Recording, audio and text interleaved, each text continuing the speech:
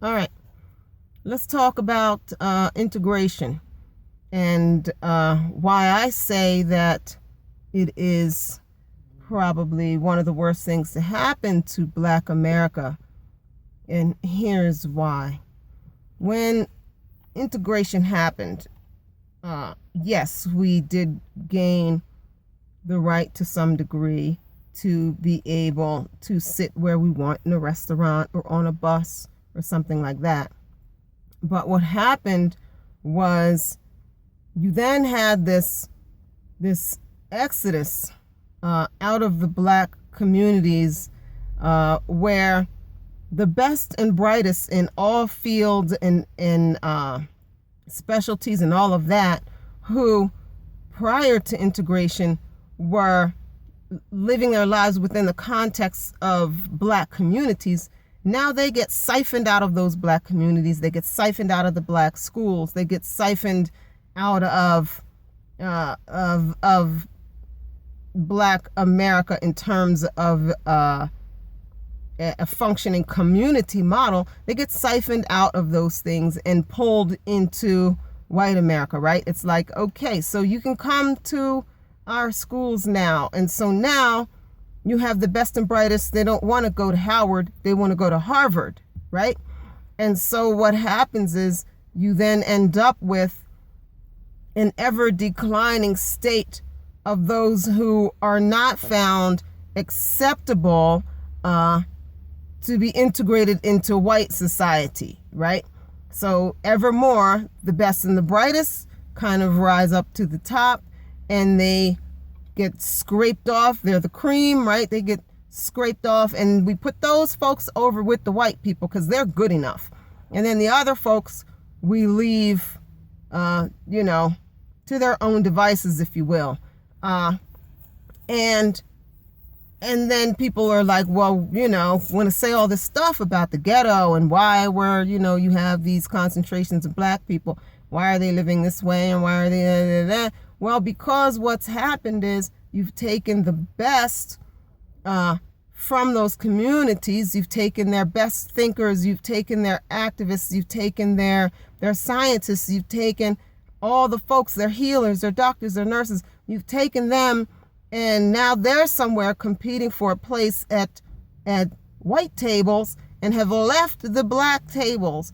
And it's been devastating to the Black communities. And then on top of the devastation that the Black communities have suffered because of that, and that means schools, and then you have Black businesses shutting down because, it's better on your resume if you work for the white man than if you work for some little podunk Black guy, right? So you wanna work for the big wig. That's cooler, that's better, you make more money, all that stuff. So you're constantly draining Black communities of very valuable human resources. And then the part that to add insult to injury, then they get the Black folks. You got the top of the line. You got these great thinkers, these brilliant minds who go into these white environments, and they're at the bottom of the barrel within the context of the white community, right?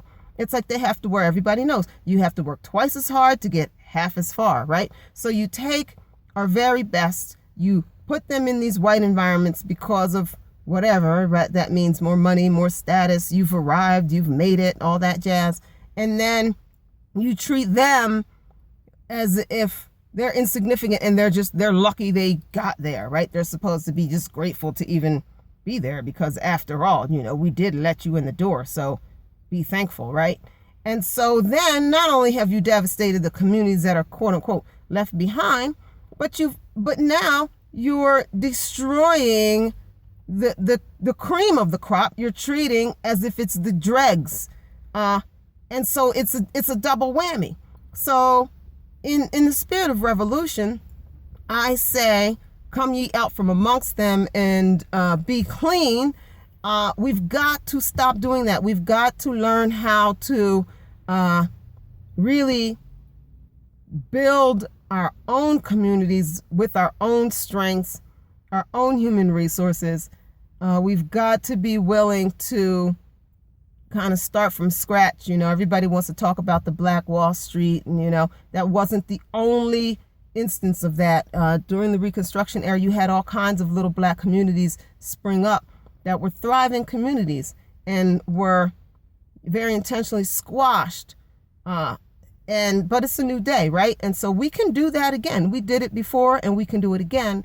And so I say we do it again. There's nothing wrong with segregation. There's nothing wrong with going and being with those who are like you and building and doing your thing. Nobody's got a problem with like Chinatown. Nobody's like, oh, this isn't good. It's like, yeah, it's great. You go to Chinatown and you experience the fullness of Chinese culture. They're doing their thing.